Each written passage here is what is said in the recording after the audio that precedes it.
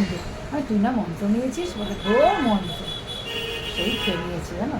আবার হ্যাঁ বিরিয়ানি গরম করে দিলাম, দেখ আমি তো পাপ করছি বলে না, আমি তোকে তো সেটাই চেয়েছি তুই দে, বলে আমার সংসার ঠিক করছে না, আমার এইসব করে কী হবে, দিয়ে তুই খেলো। তারপরে এখন আমার বিয়ে করতে পারে শুরু করে।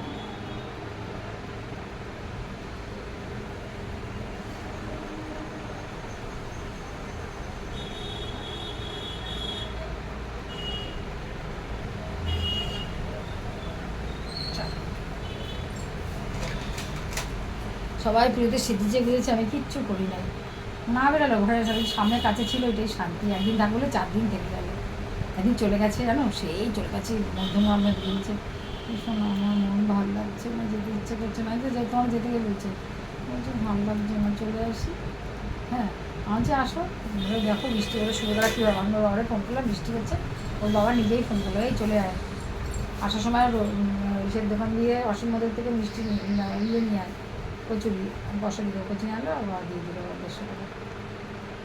বলছে আমার এখন প্রচুর খরচা, অ্যানিভার্সারি শুনবা না, আমার করার আগে তুমি সে করো না, গা শিরশির করে হচ্ছে। আমার পাড়ায় একটা মামা আছে, এবার এদিকে নন্দীরামাইও একদিকে বুঝেছো।